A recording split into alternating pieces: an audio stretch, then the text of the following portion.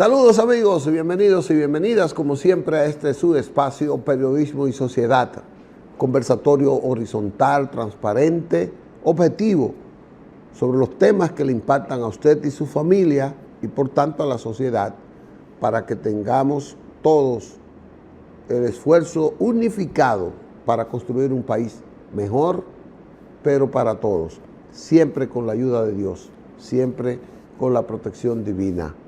Estamos en el canal 19 de Cinevisión, desde Santo Domingo para todo el país, retransmitido por una red de cables en cada provincia, en cada municipio, en el mismo canal 19. Para la diáspora, para la parte del exterior, estamos en Nueva York, en toda la parte este del país, por Dominican Network, que allá también en el 19 nos sintonizan, y en las plataformas digitales, Facebook Live, Andrés Matos, estamos en YouTube, nos da en la campanita y le sale de una vez el programa, pero si no lo puede sintonizar a la hora que usted tenga el tiempo, simplemente entrando a Periodismo y Sociedad TV, o estamos en la página oficial del Cinevisión, del canal cinevisión.do. Hoy tenemos un programa especial, programa que va a ser un manjar. Pero tenemos, como todos los miércoles, la sección Vía de Emprender con la doctora Irene Lugo, que hoy trae una presentación también rica. Y la segunda parte la vamos a dedicar a algo memorable, algo histórico. Hoy estamos a 15 de febrero, ¿no es verdad? Entonces, el 15 de febrero y el 16 lo vamos a utilizar para recordar a Francisco Alberto Caamaño Deñó. La segunda parte del programa vamos a hablar de Francisco Alberto Caamaño Deñó y su participación en la Gesta de Abril, en Caracoles, y tenemos dos programas especiales con él. Pero hoy vamos a iniciar porque tenemos un invitado que nos va a enriquecer esa parte histórica. Vamos a una pausa y entonces les vamos a dar la entrada a Irene Lugo con su sección Vías de Emprender para que usted cada día saque algo positivo de cómo iniciar un proceso de su desarrollo personal, familiar y social. En breve, Irene Lugo estará con ustedes.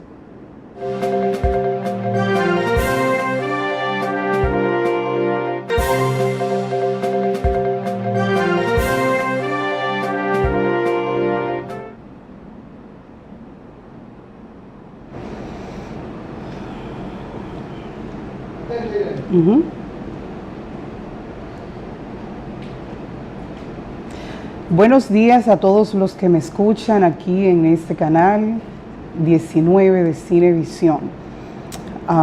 Quiero agradecerles a todas las personas que me han estado siguiendo por mi Instagram Irene Lugo Espinosa, y también un agradecimiento que no había dicho antes, y es agradecer a la empresa Smartbox Studio, que fue la empresa que nos hizo el diseño de la intro de esta sección Vía de Emprender. ¿Sabe que hace poco, no hace mucho tiempo de eso, yo debía estar en diferentes lugares donde tenía que recibir algunos servicios? Fueron lugares diferentes, fueron como 5 lugares diferentes, en días diferentes. Y mientras estaba yo en esos lugares, escuchaba la misma historia. Yo escuchaba a la gente hablar acerca de lo mismo, hasta me llegó a preocupar esa coincidencia de que en todos los lugares que estaba, hablaba la gente de lo mismo. Y el tema era acerca de la cantidad enorme de dominicanos que están emigrando a Estados Unidos a través de otros países.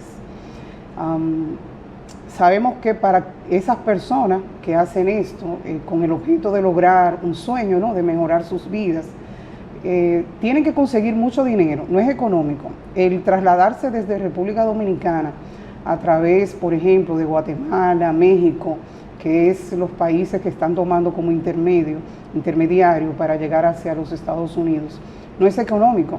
La gente tiene que conseguir una cantidad considerable de dinero y cabe decir además del riesgo en el que ponen sus vidas, porque son objeto de secuestros, son objeto de violaciones, de maltratos físicos. La misma travesía en sí es una travesía difícil, tienen que caminar mucho, a veces no tienen que comer, no tienen agua, tienen que atravesar ríos, bosques, montes. Es decir, ponen en riesgo su vida. Y eso me hizo reflexionar y pensar, porque como dije, no es barato, no es económico la cantidad de dinero que tienen ellos que dar a esas personas que se dedican a este tipo de tráfico ilícito de personas. Y me pongo a pensar en la cantidad enorme de emprendimientos frustrados, de emprendimientos que se pudieron haber realizado con esos recursos económicos que las personas utilizan para esta travesía.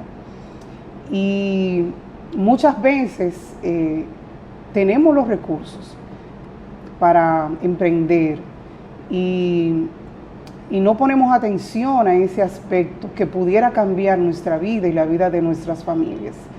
Y en el día de hoy quisiéramos hablar acerca de este tema, del aspecto de los recursos económicos que se requieren. En un momento yo dije aquí una frase que mucha gente me ha dado, me gusta, es que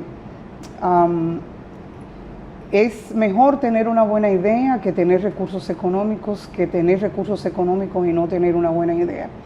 Y dije en ese momento que si nos ponemos a pensar en los emprendimientos que han tenido éxito en diferentes partes del mundo, sus idearios, no tuvieron muchos recursos, ellos realmente iniciaron con lo que ellos tenían en ese momento. Y realmente al ver estas personas que toman toda esa cantidad de dinero para hacer esta travesía, realmente tenemos mucho. Y solamente tenemos que saber tener un enfoque diferente de cómo nosotros cambiar nuestra vida. Y a veces nos falta conocer dónde podemos obtener esos recursos. En el día de hoy tenemos la visita de Carla Ortiz. Ella actualmente es la gerente de proyectos especiales y emprendimiento de Promipyme. Promipyme es realmente se llama, pero se conoce como Promipyme. Es el Consejo Nacional de Promoción y Apoyo a la Micro, Pequeña y Mediana Empresa. Carla Ortiz, bienvenida. Gracias, de verdad que sí, gracias por la invitación. Me encantó tu introducción, creo que voy a tomar ese ejemplo valiosísimo para poner las cosas en perspectiva, pero encantada de estar aquí y compartir contigo este tema que ambas nos apasiona, ¿verdad? Sí, Carla Ortiz además es licenciada en Administración de Empresas con concentración en Economía y Emprendimiento, tiene un máster en Dirección de Empresas y Comercio Exterior. Ha trabajado en empresas privadas, en el sector comercial, industrial y servicios en diferentes posiciones de gestión y administración. Carla Ortiz trabaja en un área de Promipyme que se llama Promipyme. Bueno, yo le digo Promipyme Emprende, pero después me di cuenta que es Emprende con Promipyme. Correcto, es Emprende así. Promipyme, correcto. Emprende Promipyme. Exactamente. Entonces, ¿qué es Promipyme? Promipyme, como bien dices, es el Consejo Nacional de Promoción y Apoyo a la Micro Mediana Empresa, ¿verdad? Entonces, su objetivo y su misión principal es promover y apoyar a esas MIPYMES a que puedan ser rentables y competitivas en el mercado dominicano.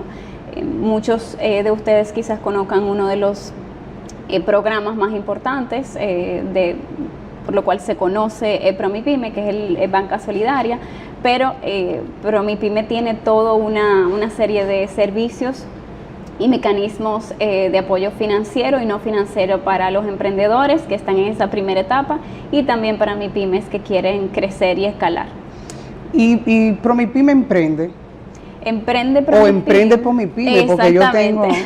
Emprende Promipyme es el programa que trabaja mecanismos y servicios financieros y no financieros específicamente para los emprendedores, aquellos que están en un proceso de ideación y puesta en marcha de sus negocios. Ok, y Es así. además de los recursos que provee a esos nuevos emprendedores, a esas personas que quieren emprender y no tienen los recursos, ¿qué otros servicios ofrece Emprende Promipyme? Perfecto. Nosotros tenemos, pudiéramos categorizarlos en 3 específicos. Uno son los talleres, tanto de manera virtual como presencial, donde nosotros constantemente, nosotros tenemos 110 sucursales a nivel nacional, pero esos talleres lo hacemos tanto a nivel presencial en diferentes territorios y también virtual todos los meses, con temas de muchísimo valor en relación a lo que te acabo de comentar, de ese proceso de ideación y puesta en marcha del negocio. El segundo servicio importante de Emprende Promipyme son las asistencias técnicas, que son esas asesorías integrales donde se trabaja un diagnóstico y se trabajan algunas propuestas de mejoras para que las personas puedan, vamos a decir, que concluir ese proceso de ideación y puedan materializar sus ideas de negocio. Y otro servicio que nosotros ofrecemos en todas las sucursales, así como en la sede donde hay un equipo que se especializa en emprendedores, pues son las evaluaciones de los proyectos. A partir de esa evaluación donde vemos cuál es tu idea, cómo realmente tú la puedes llevar a la acción, pues tenemos ese como acompañamiento, prefinanciamiento de nosotros poder ayudarte a construir, a co-construir un modelo de negocio que funcione y que vamos a decir que puedas materializarlo al corto, mediano plazo, pero básicamente ahí nos enfocamos. Somos una mano amiga al que tiene una idea y quiere verla materializarse. Sí. También yo sé que hay algunos emprendimientos, algunos tipos de emprendimientos que ustedes no financian y quisiera saber cuáles ustedes sí financian. Tengo una idea de cuáles no, pero quisiera saber cuáles emprendimientos ustedes sí financian. ¿Cuáles sí? La mayoría realmente. Industria, agroindustria. Eso tiene que ver con cualquier actividad de transformación de materia prima a un producto de valor agregado. Tenemos también servicio, cualquier actividad comercial, comercio en general. Y también tenemos programas de apoyo y fomento a algunos sectores importantes como son la apicultura y la piscicultura. Así que constantemente estamos viendo proyectos de esa naturaleza, pero como te había mencionado, son más los que sí que los que no.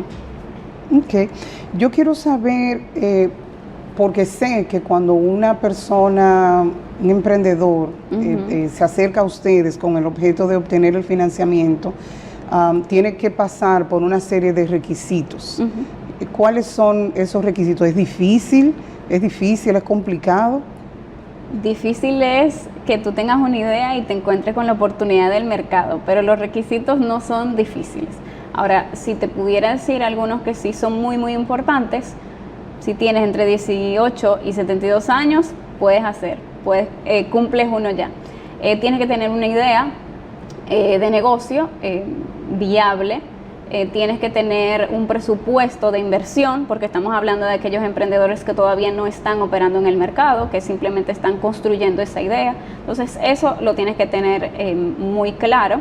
Algún presupuesto de todos los recursos que vayas a necesitar para poner en marcha ese negocio, y tienes que tener una experiencia o un aval de conocimiento sobre ese negocio que vayas a instalar, sea ese conocimiento sea propio o sea quizás también de un socio o alguien que está contigo acompañándote. Esos son los principales, así que estar claro yo creo que es lo más importante. Y más o menos cuando la gente aplica a ustedes, porque sé que trabajan en el proceso tal vez de revisión y aprobación de esos proyectos de financiamiento, ¿cuáles más o menos son los errores que cometen las personas cuando están en ese proceso de solicitud de ese financiamiento? Y quisiera saber más o menos el tiempo que tarda el proceso y tal vez si tienen algún límite de monto. Ok, perfecto. Hay, yo diría que 3 errores que son muy comunes, que son lo que generalmente vemos en el día a día. no tener claro el negocio que quiero instalar, no tener una idea acabada o trabajada, sea poco, sea mucho, una descripción clara de lo que se busca y lo que se quiere. Eso es un error, ¿verdad? Hay muchos que simplemente no están elaborando su presupuesto. Eso es parte de las tareas que hay que hacer antes de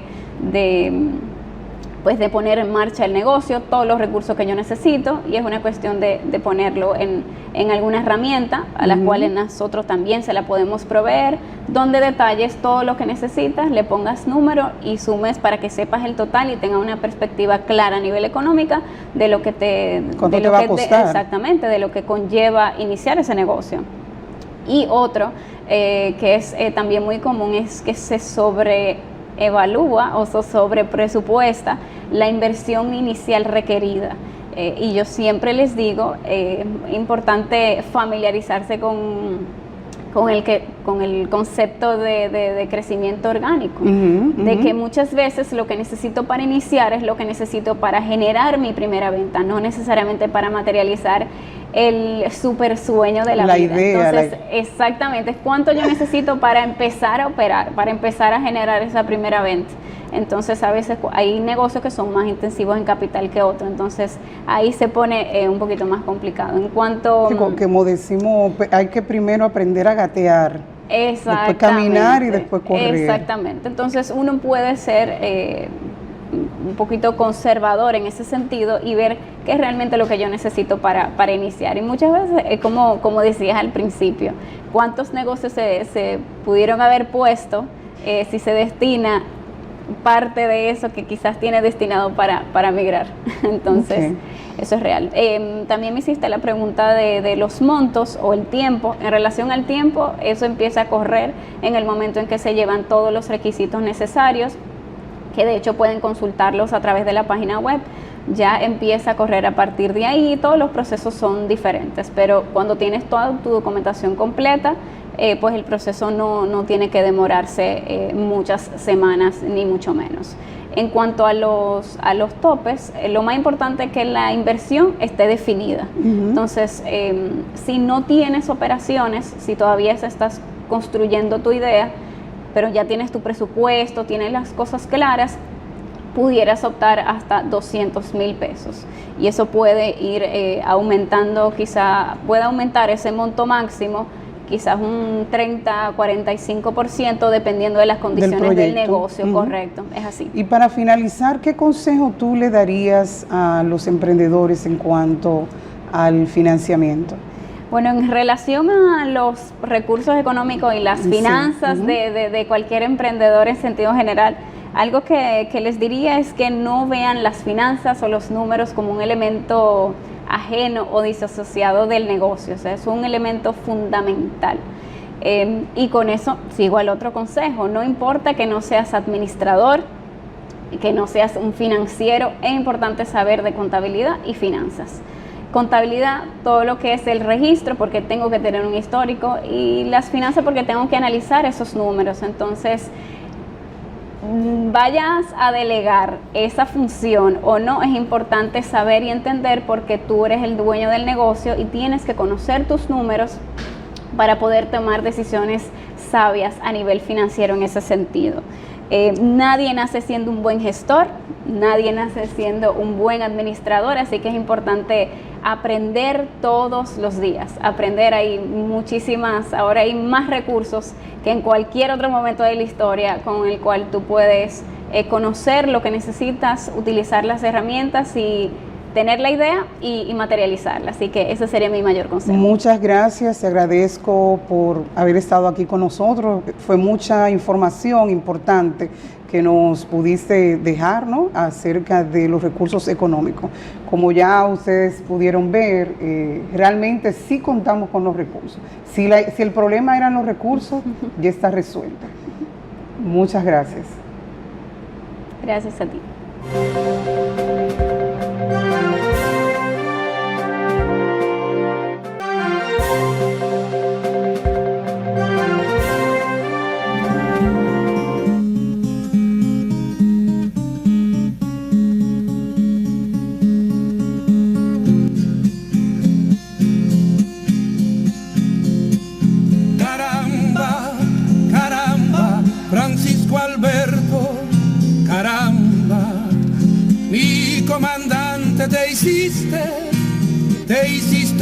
muerto en la sierra, se lo creyeron, qué bueno, Francisco Alberto, caramba.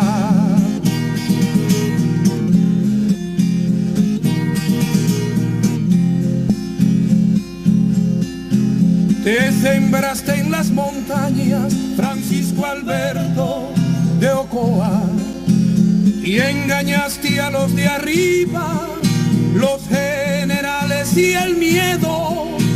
Francisco Alberto, me alegro, Francisco Alberto, caramba.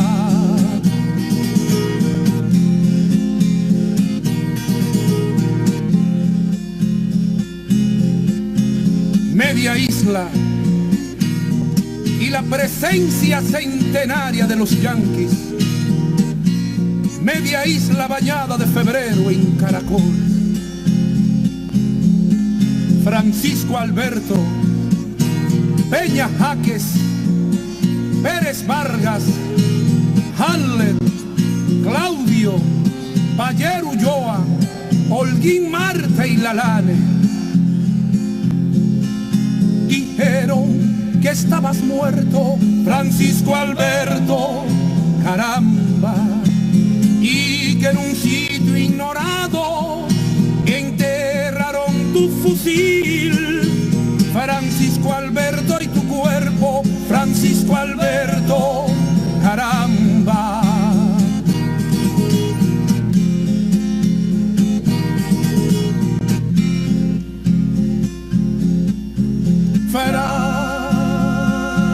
Francisco Alberto, mira tu pueblo. Hoy tu gesto es su alimento. Ya no hay miedo ni silencio. Y estás siguiendo tu ejemplo, Francisco Alberto. Me alegro, Francisco Alberto. Caramba, Francisco Alberto. Me alegro, Francisco Alberto.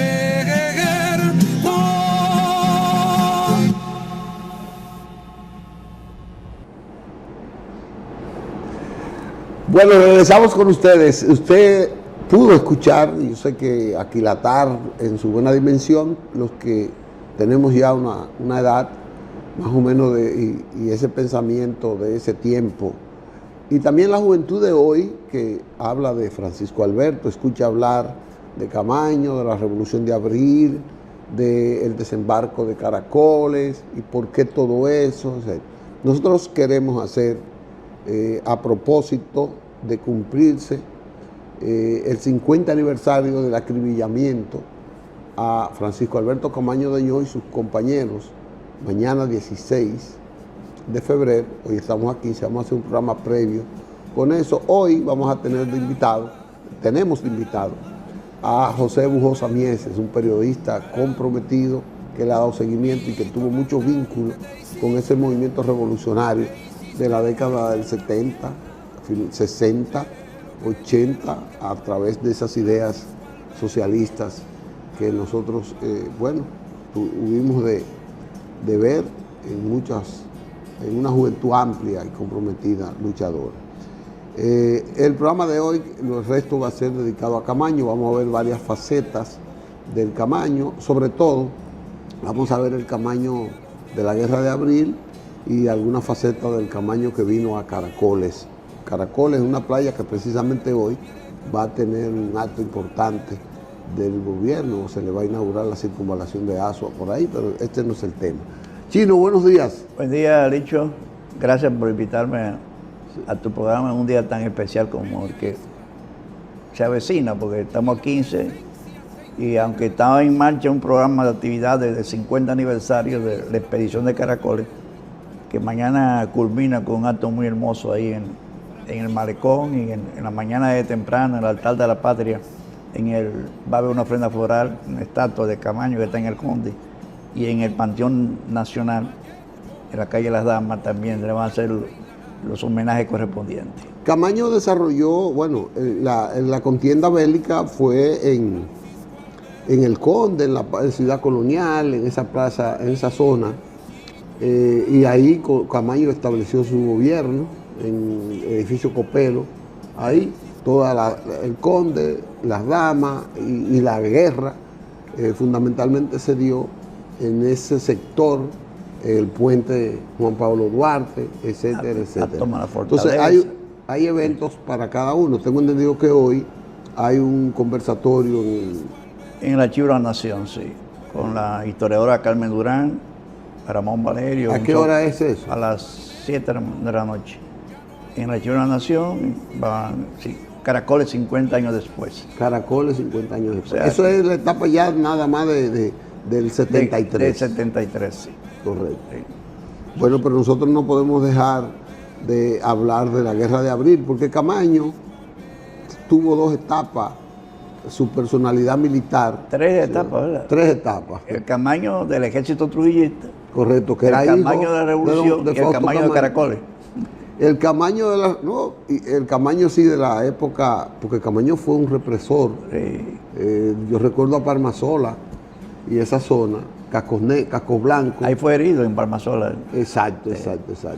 Entonces, después viene la Guerra de Abril, donde ese grupo, para que ustedes vean lo que es la buena compañía, el grupo de Fernández Domínguez, Hernando Ramírez y todo ese grupo que lo convenció de que él tenía que estar, a pesar de que era hijo de Fausto Camaño, porque Fernández Domínguez también era hijo de Ludovino Fernández. Y eran dos generales trujillistas. Muy trujillistas. Pero sus hijos salieron al revés. La negación de salieron para la democracia. Esos Así dos. es. Una evolución, su pensamiento político muy interesante. ¿Cómo me puede hablar de eso, Chino? No, Camaño es primero un patriota. Hay personas que hacen algunas críticas a su personalidad política, histórica, pero es un ser humano. Todos somos seres humanos y tenemos derecho a equivocarnos, a tomar decisiones erráticas en algunas ocasiones. Pero en términos de su culminación, de su vida política, es un patriota y así el pueblo lo ha reconocido, declarándolo héroe nacional por el Congreso Nacional. Y yo entiendo que sí, que este hombre es un hombre sumamente interesante en la historia porque nacido en un hogar de trujillista, con un padre reconocido, Fausto Camaño, de los generales de Trujillo, y de ahí surgir, y también en ese proceso de lucha contra los remanentes de Trujillato, el golpe de Estado Voz, y él ser ascendido como jefe de los Cascos Blancos, que fue el equipo policíaco más represivo que tuvo el triunvirato en esa época, y donde él se destacó. Hay que hablar del triunvirato para la juventud, que fue el gobierno que sustituyó al profesor Juan Bosch cuando le dieron el golpe de Estado, pues sí, en 1963. O sea, yo fui víctima como dirigente estudiantil de las manifestaciones que hacíamos, la persecución de los Cascos Blancos, las batallas que se daban en el Conde, en el Liceo Juan Pablo Duarte y otros liceos, en esa protesta contra el golpe de Estado y el triunvirato. Y era un temible oficial represivo. Sin embargo, este hombre logra una evolución increíble cuando se da la conspiración para el retorno a la constitucionalidad de ese grupo de militares, casi todo con un origen de las Fuerzas Armadas trujillistas, y se alinean, ponen su oído en sentimiento popular y logran realmente dar un salto en ese proceso político. Y acuerdan ese gran movimiento, se llamó un momento Enriquillo, que fue el movimiento constitucionalista para rescatar la democracia perdida con el golpe de Estado y traer al país a Juan Bosch, que estaba en el exilio.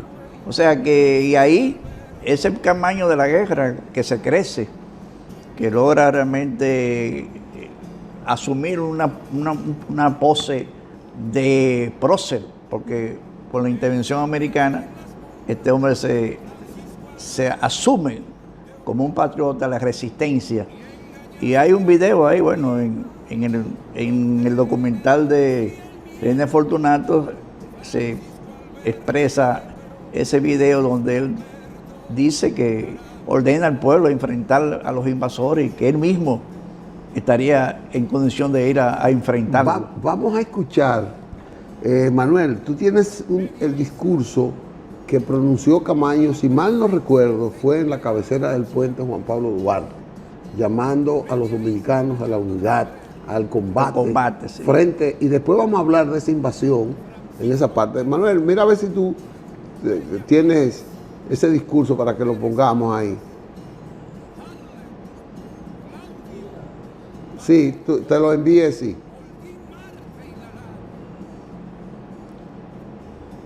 Bueno, es un discurso donde Camaño, ya decidido, designado líder del movimiento revolucionario, llama al pueblo a integrarse, llama al pueblo a la unidad sobre la... enfrentar a los invasores y defender la soberanía nacional. O sea, eso, el militar que era, a asumir esa posición, incluso un militar que estudió en la Academia Militar de Estados Unidos. Formado, sí, porque hay que ver que lo formaron los norteamericanos. O sea, fue una decisión sostener realmente que lo elevó como un gran prócer de la patria. Sí. Y así hay que reconocerlo. Ya lo tiene. Vamos a escuchar ahí, Chino, ese discurso. Sí. Vamos a ver. Y esto nos llena de orgullos a todos, porque nos demuestra que la unidad nos mantiene libres en Santo Domingo. Quiero pedirles una vez más a todos los dominicanos combatientes que nos mantengamos unidos y que no olvidemos que aún no hemos terminado nuestra lucha, que no olvidemos que con esto fue que comenzamos a librarnos.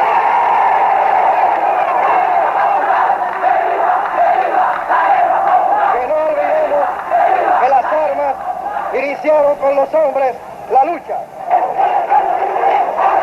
Quiero pedirles mantener esa unidad en bien de nuestra revolución democrática.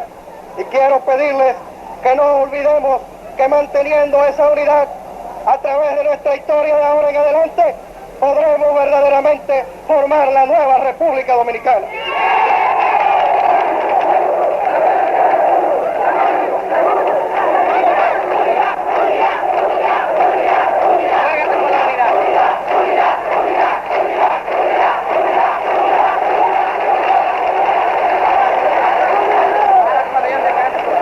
Formemos un verdadero frente patriótico para defender lo que con tanta sangre nuestros gloriosos muertos nos han dado. Mantengámonos unidos, dominicanos, y podremos conseguir en el menor tiempo posible una verdadera democracia y las verdaderas libertades y las verdaderas ganancias que el pueblo, con su lucha y con su sangre, tan duramente tiene que conseguir.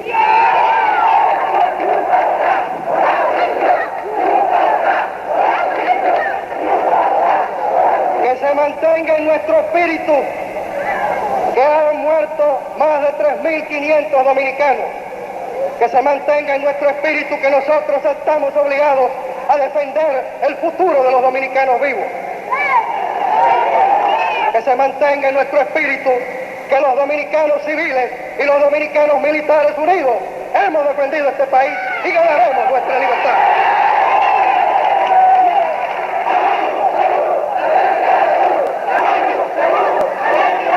Precisamente manteniendo esa unidad es de la única manera que podremos echar de nuestro país al invasor extranjero. Hay que pedir a gritos y hay que luchar para que el invasor extranjero abandone nuestra patria, o de lo contrario no habrá libertad. Nuestra consigna, dominicanos, nuestra consigna debe de ser la unidad.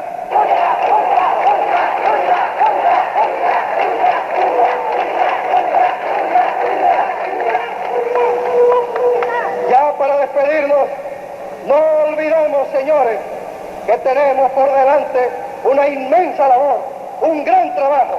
Unidos mantendremos y lucharemos por la nueva república.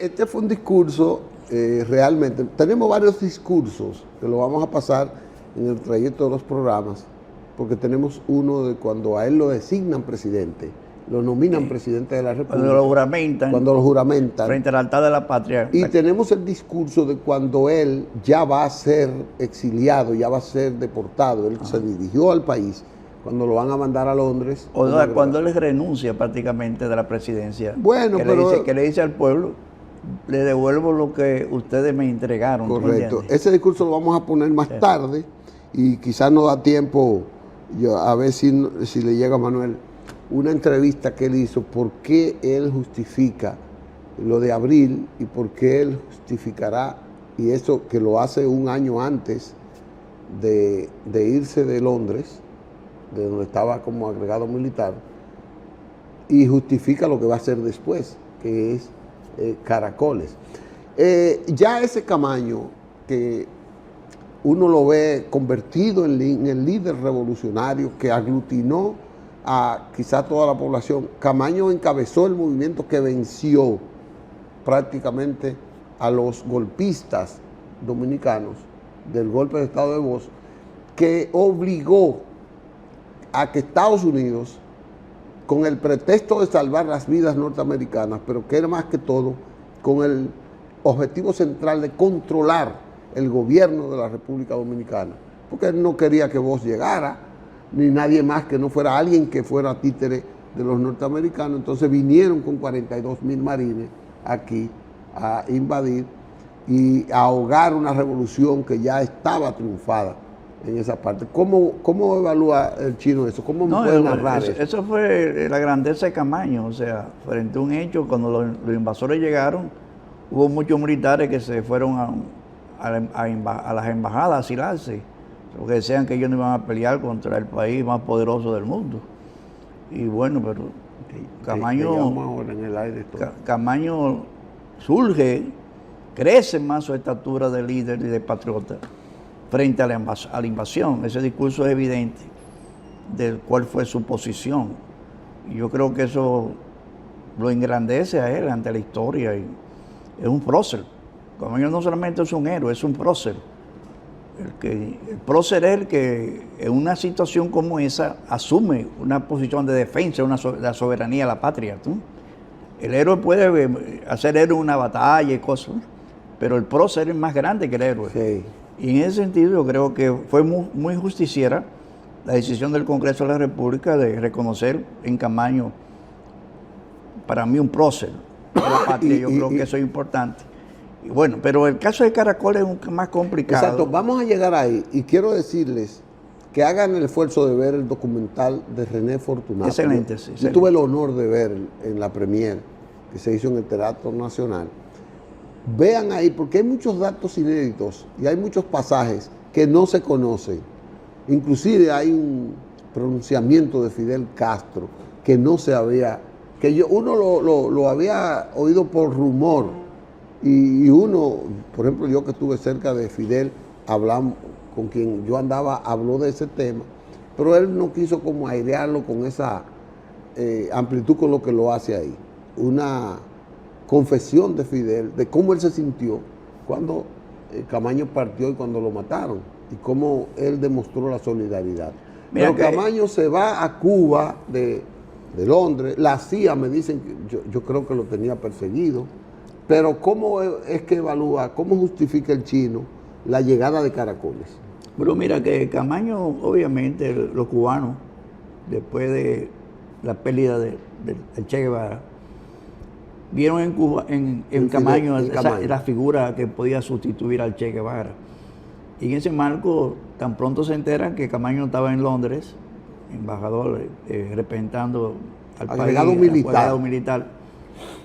Hace un trabajo de tratar de ganarse a ese gran patriota. Y en ese sentido,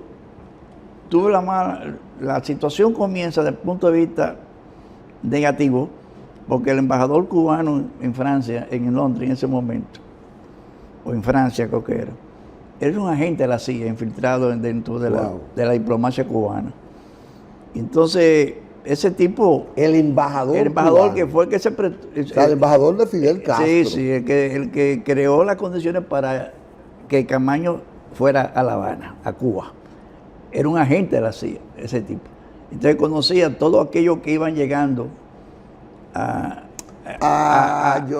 Francia y todo eso, con fines de ir a ingresar el ejército de Camaño, pasaba por la embajada, por ese señor, y tenía el control de todo.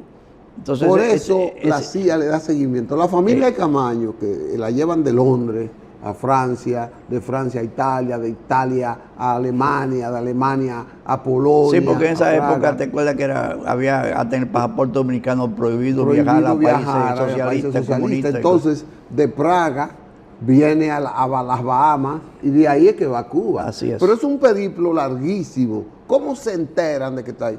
Ya sé, el embajador. El embajador, entonces. Era el infiltrado. El infiltrado. Entonces, después que él ya he detectado en sus operaciones de espía, se desaparece. No, la pero misma ya CIA le había entregado a la CIA todos los datos que tenían que ver con el traslado de Camaño a Cuba y el componente humano que lo acompañaba en esa expedición, que habían que pasar por ahí porque él era el que... ¿Él era el que le había avisado? Entonces ahí comenzó la situación realmente a complicarse. Otro elemento que se desarrolló en ese ambiente es que el ejército de Camaño era un ejército de combatientes de la guerra de abril, civiles combatientes. Y Camaño era un militar de formación. Entonces, civiles combatientes y muchos de ellos formados en la teoría marxista, leninista, izquierdista. Ahí vino el problema. Y aunque Camaño es una persona que evolucionó en su pensamiento político y que leyó marxismo y todo eso, pero todavía no se había desprendido de su formación militar. Como lo dice él en algunos pasajes, dice, bueno, esto es una revolución, pero esto tiene que ser un ejército que tiene que tener una línea entonces militar. Una línea vertical, como sí señor, no señor. Y esos entonces los revolucionarios, los combatientes civiles, comenzaban a sentirse mal con esa imposición. Esa imposición, y ahí comenzaron a crearse problemas. Tremendo enfoque. En su ejército liberador. Problemas comenzaron. Desprendimiento, disgusto. Sí, entonces él mismo le dijo: el que quiera que se vaya, el que no entienda que esto es una línea militar. Porque él era el jefe absoluto, ¿tú me entiendes? Y en eso él logró compactar en esa línea militar a los compañeros que vinieron con él, que fueron obviamente los que asumieron prácticamente con él, cuando él dijo en el documental que quiere que se vaya.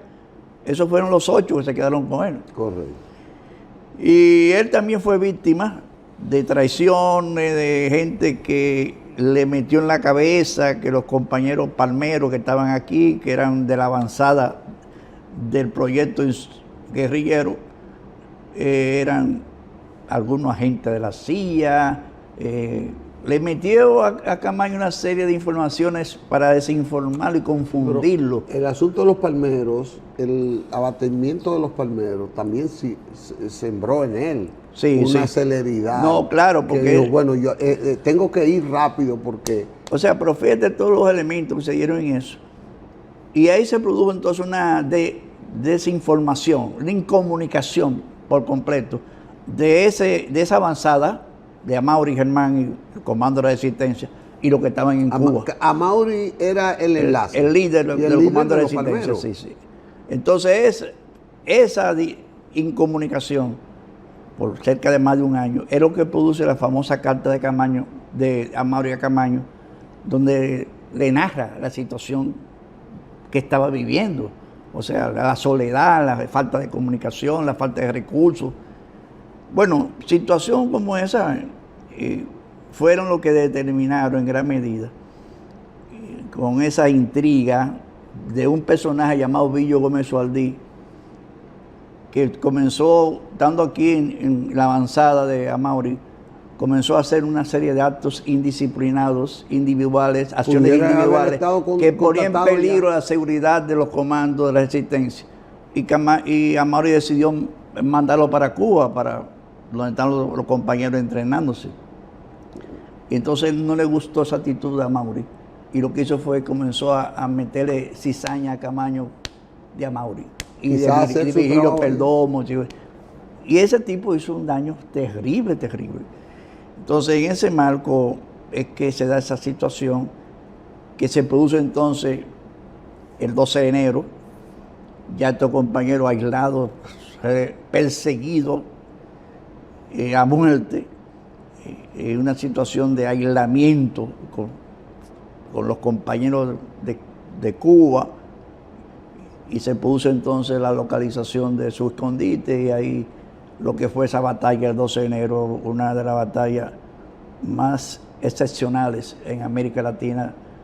Otros líderes de América Latina han comentado, dice que no, en América Latina no se había dado una batalla de 4 combatientes contra más de 2.000 soldados, armados hasta los dientes, y resistir por más de 10 horas.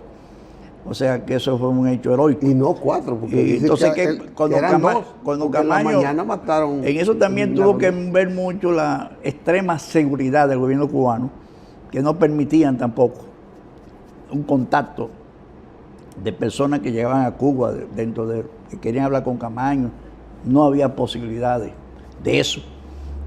Entonces eso creó más desinformación, incomunicación, y todo eso contribuyó a que cuando Camaño se entera de la caída en combate de los compañeros, reacciona de manera muy emotiva, porque él estaba exigiendo hace tiempo al gobierno cubano que quería regresar ya, pero los cubanos, como había cambiado la situación internacional después de la caída del Che Guevara, que la situación internacional ya no era la misma, Ya no era la misma. ya exportar la revolución, Che Guevara exportar la revolución ya no era un proyecto, no una línea de la revolución cubana. Correcto. Entonces ahí duró 5 años. Correcto, sí. Camaño deseoso de ingresar. Entonces cuando se entera de la muerte de los compañeros, es cuando él de manera radical le dice a los cubanos: quiero ir a mi patria. Y le manda una carta histórica a Fidel Castro. Fidel Castro tiene que reflexionar, y decide entonces reforzarle el apoyo y la comunicación. Entonces, Chino, se nos fue el tiempo. Qué pena, caramba.